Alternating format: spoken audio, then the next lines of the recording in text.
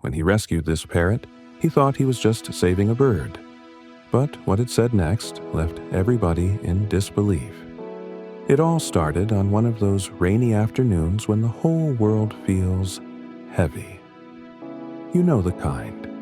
Gray skies, steady drizzle tapping on the windows, and a weird silence that makes everything seem off. For Mark, it was supposed to be just another uneventful Thursday.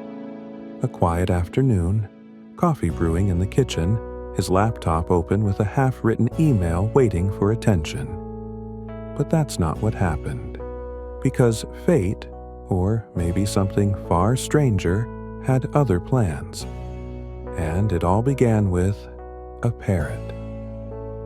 Mark wasn't the type you'd call adventurous. 34 years old, living alone in a modest house tucked away in the Oregon woods, the most excitement he usually got was a stubborn raccoon tipping over his trash cans.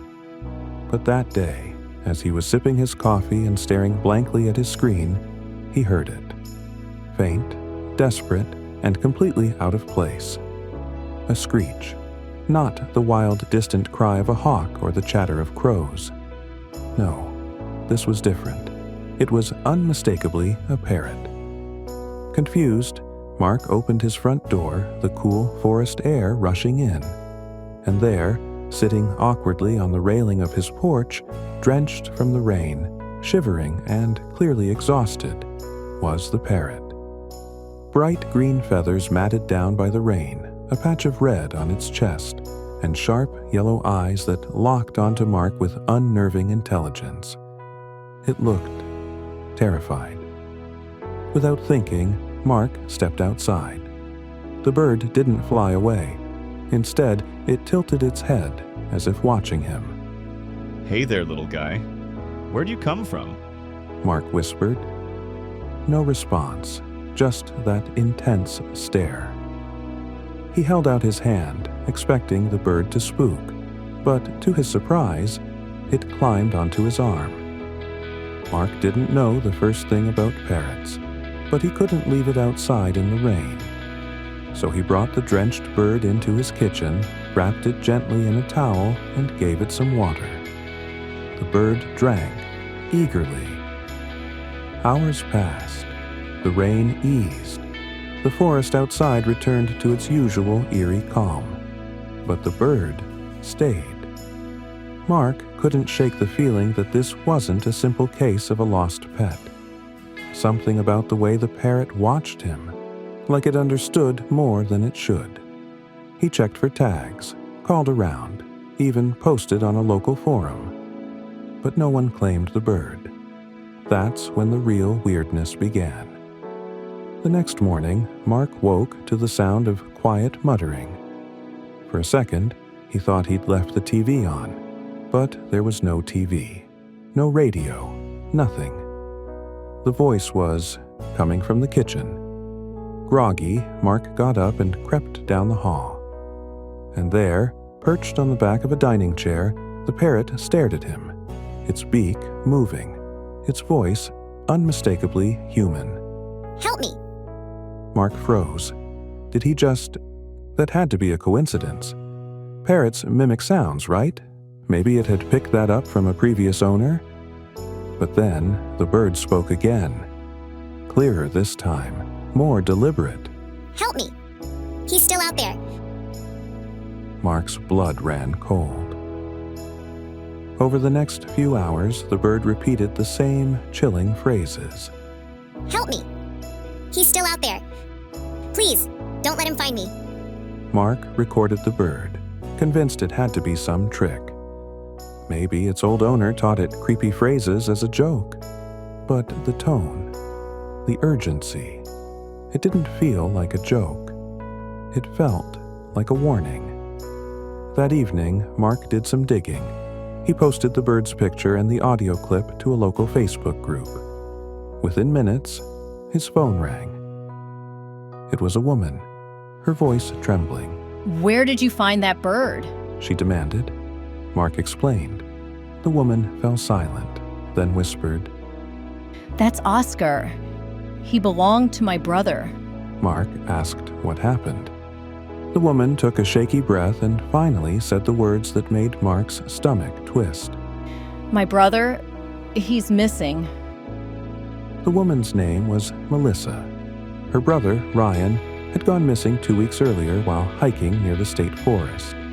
The only trace they found, his abandoned campsite, and a note scrawled in shaky handwriting. He's watching me. No body, no clues, just gone. And now, Mark had Ryan's parrot. A parrot repeating phrases that seemed ripped straight from a horror movie. Help me! He's still out there. Mark asked Melissa if the bird had ever spoken like that before. Never. She replied. Oscar could say things like, hello, pretty bird, stuff like that. But this? Her voice cracked. That's Ryan. It has to be. Over the next few days, the bird, Oscar, kept talking, but not random phrases, specific ones. Don't go back there. The shadows, the eyes. He took him. He'll come for me too. Mark barely slept. The forest, once peaceful, now felt hostile. The trees, the dark. Every rustle outside made his heart race. But it wasn't just paranoia, because one night, Mark saw it. It was past midnight. The wind howled. The power flickered.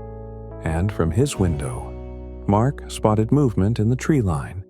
2 eyes, low to the ground, reflecting faintly in the moonlight. At first, he thought, animal, maybe a deer, but the eyes didn't blink, didn't move like an animal's. They watched him, just like Oscar had warned. Suddenly, the parrot, asleep on its perch, jolted awake and screamed. He's here! Mark's heart nearly stopped. The eyes vanished into the shadows. By morning, Mark had made up his mind. He wasn't staying. He wasn't taking chances. He packed his things, called Melissa, and told her everything. Melissa begged him to meet her in town and bring Oscar. Mark agreed. But as he was loading his car, he noticed something tucked under his windshield wiper. A note. Shaky handwriting, mud-stained paper. Stay quiet. You saw nothing. No name, no explanation, just a warning. Mark's blood ran cold. Mark met Melissa at a gas station just outside town. She was pale, eyes wide with fear. Oscar perched on her shoulder, muttering softly. Melissa handed Mark a folder. Police reports, missing person posters, and one final detail that changed everything.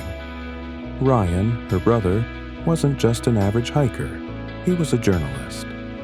Investigating illegal logging deep in the forest, Mark now called home.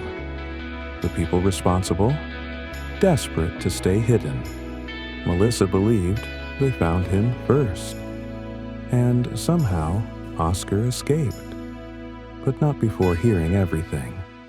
Over the following weeks, with Oscar's unsettling phrases and Melissa's help, authorities reopened Ryan's case, and piece by piece, the truth unraveled. Hidden camps, evidence of crime, illegal operations buried in the dense Oregon wilderness.